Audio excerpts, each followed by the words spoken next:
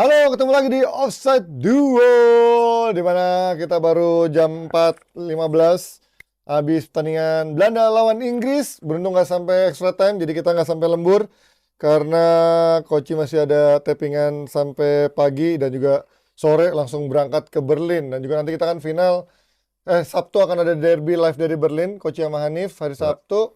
Lanjutin hari Minggu ada live reaction final Piala Eropa, tektokan Koci sama Hanif dari Berlin.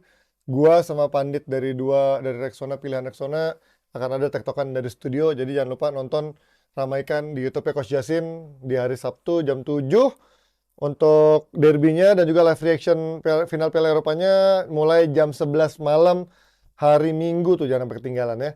Nah, kalau ngomongin soal menuju final dulu sebelum kita ngomong football is coming home, sedikit ngomongin yang lagi rame adalah seorang Lamine Yamal, Coach. Ini kemarin dia bisa membawa ke final dan gue sempat sedikit kepancing ya, bukan kepancing ya, kayak agak kok nih anak udah mulai udah mulai kan dia ngasih sarkastik di Twitter apa di Instagram kan ke Rabiot ya. Tapi gue pikir kok udah terlalu dini nggak sih untuk anak 16 tahun udah mulai kepancing untuk bikin kayak gitu di media sosial, walaupun end produknya bagus ya, dia bisa menjawabnya dengan dia melakukan dengan itu setelah mencetak gol dan menang. Oh iya, dan lolos. Oh enggak dong, sebelumnya kan dia udah bikin yang itu. Enggak, itu ada bikin postingan yang itu gua yang tahu. Ada waktunya dia akan diam dulu dan ntar akan checkmate kan kalau udah. Enggak, gua rasa oke aja. Ini bagian dari Cywar lah. Okay. Tapi kan mainnya Aldous. Bagus. Mainnya Aldous dan dia ngomong pas dia bikin gesture setelah dia cetak gol kan. Iya. Ya ini mirip ini kali ya, kayak Lili Pali waktu timnas ngasih pengumuman, bikin itulah model sarkas kayak gitu ya. Tapi ya tadi juga dia itu sih biasa aja. Cywar. Tapi menurut gue untuk anak 16 tahun terlalu dini nggak sih untuk lu udah kepancing emosi kayak gitu ya? Dia kepancing betul. Gue rasa dia akan ditegur itu. Gue rasa dia ditegur setelah posting itu. Harusnya dibiarin aja. Dan dibalas setelah itu baru lu hajar. Walaupun ya dia bisa membuktikannya dengan performa yang gemilang, pemain termuda justru sejarah, gini, golin. Statement kayak gini itu sering diberikan oleh pemain sama pelatih. Iya. Lu kan secara tidak langsung memotivasi lawan lu. Betul. Buat apa lu keluarkan statement? Justru contoh pelatih yang hebat kayak Pep. Semua lawan dipuji. Iya. Mau menang 8-0, wah kita susah, nggak sesuai dengan, ngerti nggak? Bahkan orang jadi semua lawan dipuji sama dia. Suka jadi nggak percaya gitu kan, kadang nih beneran apa enggak sih gitu kan. Iya, betul, iya. Mending kayak begitu daripada lu kan ini kasar secara nggak langsung lu hina lawan lu. Iya. Salah besar lu hina lawan.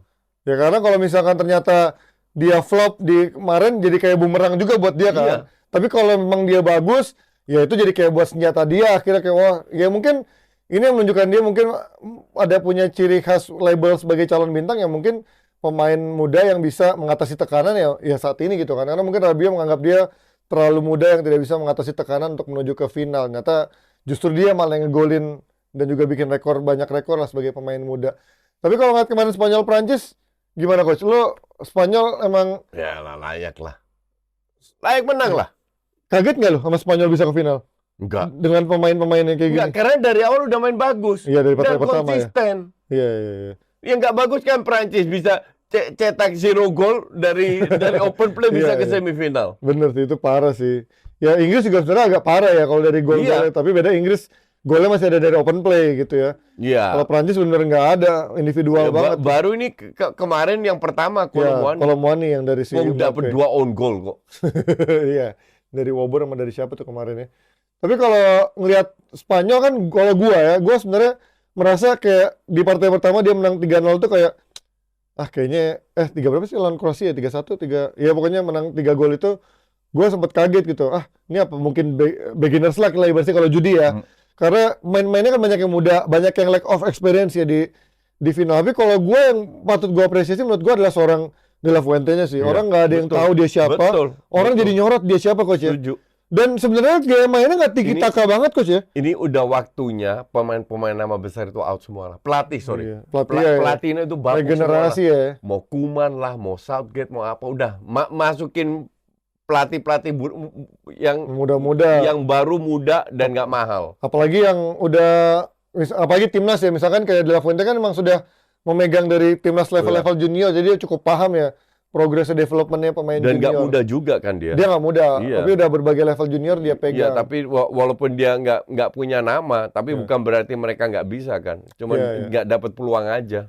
Ya mungkin ini kayak Jogi Low gitu misalnya kan, dia mungkin kalau nanganin klub nggak sukses, tapi kalau nanganin timnas bagus. Tapi kalau dia nanganin klub lagi belum tentu sukses juga. Mungkin dia levelnya ya cocok untuk turnamen seperti ini gitu di levelnya. Tapi yang gue lihat, tapi Spanyol yang sekarang bukan kayak main pragmatis banget.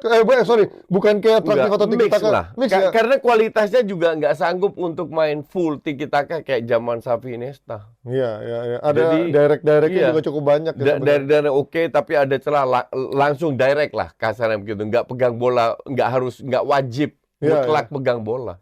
Dan sebenarnya kualitasnya memang menurut gua masih jauh lah di level eranya Golden Era. Tapi untuk sekarang bagus karena banyak yang bapuk. Di luar ekspektasi juga, tapi dengan sekarang pemain muda kayak ibaratnya Nico Williams, menurut gue mungkin di La Liga ya sebenarnya biasa aja gitu. Dia pindah Barcelona pun belum tentu bisa langsung jadi pemain bintang. Cuman karena memang kayaknya semuanya menjadi ngejel aja tuh satu sama lain. Dan permainan Lamine Yamal sih menurut gue emang gila sih. Ini 16 tahun, fisiknya susah dijatuhin, berani untuk ambil keputusan, berani take ons. Walaupun efektivitasnya mungkin nggak terlalu banyak, di Barca juga golnya nggak terlalu banyak, di Spanyol juga sering buang peluang, tapi dia selalu menghadirkan ancaman coach ya, Lamine Yamal ya. Ya. Dan dia selalu punya kontribusi. Di Barca pun demikian. Makanya gue lihat wah ini pemain hebat. Asal nggak cedera. Nah, itu. Begitu cedera mungkin bahaya. Tapi sama Ansu Fati juga gue ngeliat nih orang lebih punya keunggulan yaitu dari sisi fisikal ya coach. Dia kan kalau Ansu Fati kan lebih kecil ya dan lebih gampang jatuh gitu kalau ditabrak. Dia tuh lebih body balance-nya kuat loh. Di tabrak-tabrak sering nggak jatuh. Untuk umur 16 tahun ya. Dan cukup tinggi menurut gua. Kakinya tuh cukup panjang gitu. Jadi memang karena kalau lihat pemain-pemain muda di Inggris lah yang terkenal fisiknya kuat. Foden waktu muda. Sekarang Palmer, Gordon, Saka. Cupu semua bodinya, iya kan? Iya. Padahal ini baru 16 tahun loh. Lamine Yamal fisiknya bagus untuk anak seumur 16 tahun, gila. Dan memang dia kakinya agak panjang, jadi agak susah direbut juga tuh bolanya kalau lagi dribble ya. Dan ya, sekali lagi gue mungkin nggak cuma satu pemain karena menurut gue kita nggak ada yang tahu seorang Lenormand nyata bagus. Dan ini Olmo yang di klub mungkin nggak konsisten, tapi di timnas juga nggak konsisten, tapi turnamen ini gila loh. Di Piala Eropa tahun lalu juga 4 tahun lalu juga dia yang salah satu yang paling bagus menurut gue selain Pedri gitu. Siapa lagi ya? Iya. Dani Olmo salah satu yang paling bersinar. Gue lebih sering dia main jelek daripada bagus. Enggak lah. Di timnas. Enggak, kalau di Euro 4 tahun lalu dia yang paling bagus coach. Enggak lah. Dia yang paling bersinar siapa lagi kalau 4 tahun lalu? Gue inget banget kalau di pasca Euro mungkin iya gue setuju. Tapi kalau di Euro 4 tahun lalu menurut gue dia satu yang paling bagus. Tapi di klubnya nggak begitu konsisten. Pasca di Euro juga nggak begitu konsisten kan. Tapi apresiasi sekali lagi buat Spanyol dan menurut gue Deschamps nggak layak untuk ada di Spanyol sekarang. Betul. Karena menurut gue di Prancis karena menurut gue udah titik jenuh dia. Dan tapi gue merasa dia tuh overproud karena dia merasa itulah pelatih nama besar itu yang besar di atas kertas doang. Karena dia merasa dia udah memberikan jasa Piala Dunia, jadi dia kayaknya nggak akan tergeser selama dia nggak disaster kayak waktu Prancis 2002 gitu misalkan fase grup nggak lolos. Ini kan dia selalu membuktikan semifinal, final, perempat final gitu. Jadi susah digeser nih untuk seorang Deschamps. Dan gue tuh kayak ngeliat dia kayak nggak mau kegeser sama nama besar Zidane gitu. Karena Zidane udah berkali-kali kayak nunjukin pengen banget nanganin Prancis, tapi kayak dia nggak mau ngasih jalan coach. Ini sampai Piala Dunia berarti Prancis akan kayak gini mainnya berarti ya di bawah Deschamps ya. Wah, gue nggak lihat ya. Karena pemain generasi muda Prancis juga nggak ada yang kelihatan. Ngandelin Mbappe lagi. Barcola parah, Barcola. Malah si Zaire Emery malah nggak pernah dipakai kan. Zaire Emery masih agak mendingan. Iya. Nah, gue kaget ya. Maksudnya lo punya pemain kayak Mbappe, tapi lo biarin aja gitu mainnya malas-malesan. Ini menurut gue nih sayang gitu. Jadi kayak Rashford di MU nih, jalan kaki, main ogah-ogahan, dikonvers dengan bilang ya kita gagal, kita main jelek. Ya lu yang mainnya jelek anjir, masih kagak nggak berusaha 100% gitu menurut gua. Orang banyak yang bilang mungkin dia pakai topeng segala macam, menurut gua ya udahlah gitu. Kan menurut gua sebelum pakai topeng pun mainnya jelek. Kita pindah ke Belanda lawan Inggris. Ini lo kan di awal bilangnya Weghorst harusnya main dari awal, tapi ternyata gue udah bilang Koeman pasti akan dengan plan A-nya, cuman Capek lah sama Koeman. ternyata Bergwijn diganti lah sama Malen sedikit. Satu Belanda itu bilang, udah terbukti kok. Tiap kali di babak kedua Weghorst masuk, Depay lebih bagus Langsung main. iya. Nah sekarang Depay cedera. Ganti. Oke. Gantinya Firman. Jadi kembali lagi di mana Firman di match kedua ditarik setelah 30 menit, match pertama katro, tiga pemain itu diturunin. Schouten termasuk yang stabil gue bilang. Reinders kembali nggak kelihatan, tapi oke lah. Bukan masalah itu, cuma depannya Gakpo kembali nggak begitu kelihatan. Cuman Gakpo masih mending kalau at least dia bisa supply ke Weghorst. Ya kan? Baru masuk ke babak kedua. Kenapa lu pertahankan Xavi Simons? Itu ya, pertanyaan lu kenapa Xavi Simons dipertahankan? Lu punya Frimpong gitu loh. Tapi kalau menurut gua kenapa nggak ya maksud gua dari awalnya kenapa nggak Frimpong gantiin si Firman gitu kan? Kenapa lu harus Malen yang diganti? Oh iya, karena dia pengen. Iya kan? Kenapa harus Malen yang diganti? Bahkan Gakpo lebih bagus di situ daripada Xavi Simons. Tapi menurut gue ya coach, kalau gue baca dari beberapa analisa, karena pemain yang bisa ngasih transisi itu ya cuma Xavi Simons sejauh ini yang cukup oke ya, yang menjadi penyambung nomor 10 itu ya. Pasang dalam posisinya, kenapa lu masukin Firman? Ya itu yang salah menurut gue. Jadi dia lebih ke striker kanan gitu ya, bukan di belakang striker sebenarnya tadi ya. Betul. Kenapa lu nggak masukin kalau lu merasa, dan gue bilang gue masih bisa terima lah. Xavi Simons, yang penting dia bukan orang yang bisa cetak gol, walaupun tadi cetak gol ya. Tapi intinya adalah, lu itu punya banyak pilihan gitu. Lu mau pasang Malen di tengah, kenapa lu masukin Firman? Pertahankan Xavi Simons di situ lah. Iya, nomor 10 kan? Harusnya. Ya. Lu masukin Weghorst, si itu biarin di kanan. Iya, Malen, atau sekalian kalau Malen kurang bagus ya ganti Frimpong aja. Baru bisa ganti, ya kan? Iya, ganti Frimpong. Dan babak kedua siapa yang diganti? Iya, ketinggalan baru menit 89 digantikan, kocak. Tapi ya, gue dari awal bilang Belanda tuh maksudnya pemainnya katro menurut gue ya. Iya. Maksud gue untuk ada di semifinal aja menurut gue nggak layak untuk squad kayak gini ya, karena nggak ada De Jong, nggak ada Koopmeiners. Strikernya juga menurut gue katro. Kalau gitu. dari sisi permainan, kalau dari sisi permainan Inggris lebih nggak layak. Oh iya, setuju gue. Cuman kan memang itu faktor kualitas pemain kan kadang menentukan juga kan. Iya. Gua ngomongin dari sisi kualitas pemainnya menurut gua emang mediocre. Iya kan, mediocre kan, apalagi ditambah tidak hanya Frenkie De Jong sama pemain. Tapi tim mediocre ini bisa memberikan ekstra kalau komposisi pemainnya bagus. Tapi Belanda kan sering gitu coach. Maksud gua kayak even di eranya Bert van, ini masalah kualitas pelatih lah kalau gue bilang. Karena di eranya Bert van Marwijk aja, menurut gua tuh. Lu pikir Bert van Marwijk pelatih bagus? Enggak, iya makanya. Tapi kan dia bisa ke final kan. Iya. Menurut gua tapi itu karena jelek banget Belanda main. Iya. Terlalu bertahan. Dan itu ketolong sama 3 orang itu kan, Robben, betul. Sneijder sama siapa, Van Persie nggak salah gitu kan. Jadi memang ujung-ujungnya lu pasti ada 2 atau 3 orang yang memang punya kualitas bintang individual gitu. Nah, menurut gue di Belanda sekarang nggak ada yang punya kualitas kayak gitu. Pada saat lu nggak ada, that's okay. Makanya lu harus bermain as a team. Iya.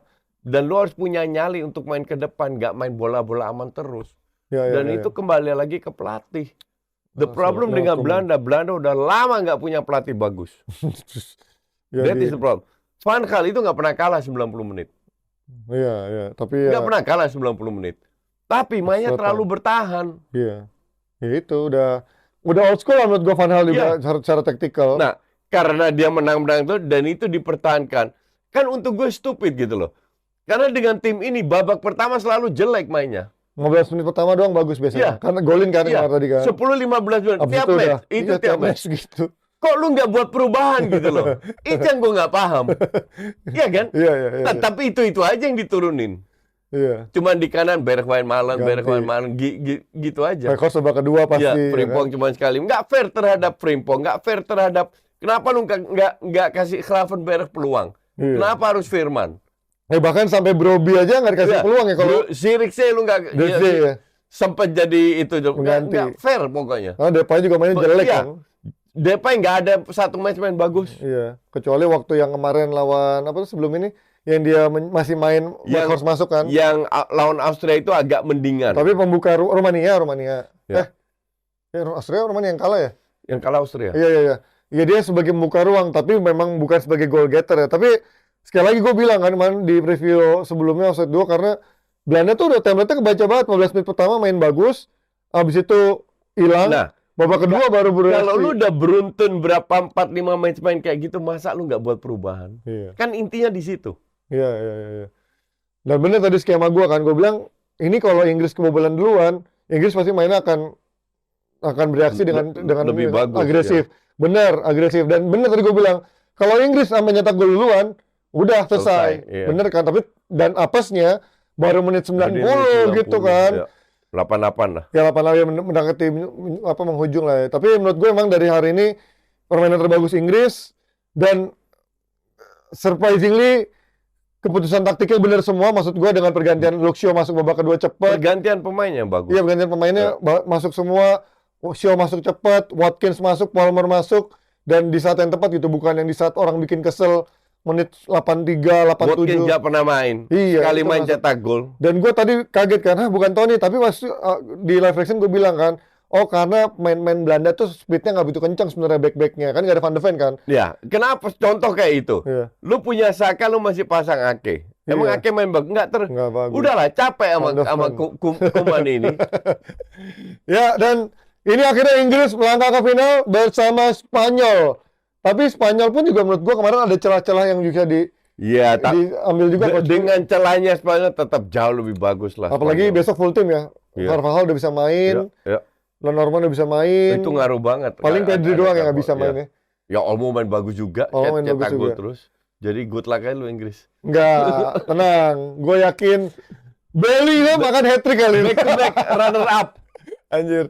Ya, gue ngakuin banget sih kalau secara permainan Kalah Inggris nggak ada kemarin. apa-apanya. Kalah. Tapi kalau Inggris bisa main kayak tadi bereaksi, Ya, Inggris harus main lebih bagus daripada kayak tadi. Iya. Tadi itu udah match yang terbaik tuh. dan sebenarnya bisa ternyata kan. Dia setiap kali Bisa. ketinggalan, ternyata dia bisa main lebih Ya menyerang, kan? megang bola Ya kan. kan karena si Southgate katro, keparat katro miskin aja taktik gitu. tuh. Tapi nggak apa, biarlah Inggris stay bersama Southgate, biar Southgate nggak dirumorin ke MU dan lain-lain. Dan oke, kita nggak akan banyak-banyak, transfer pun akan kita bahas nanti di minggu depan karena coach juga udah akan berangkat ke Berlin sore nanti, jadi butuh istirahat. Dan minggu depan kita mungkin akan break dulu offside duo, atau mungkin gua akan mencari pandit tamu untuk menemani gua sementara. Kita akan live reaction bersama The Derby hari Minggu, coach dari Berlin sama Hanif. Gua akan bersama dua pandit pilihan Rexona, dan juga ramaikan langsung di kolom komen. Dan juga jangan lupa kasih komen-komennya dan juga beli produknya nanti biar support terus, lanjut terus bersama The Derby ya. Kita akan ketemu lagi offside duo. Bye-bye semuanya.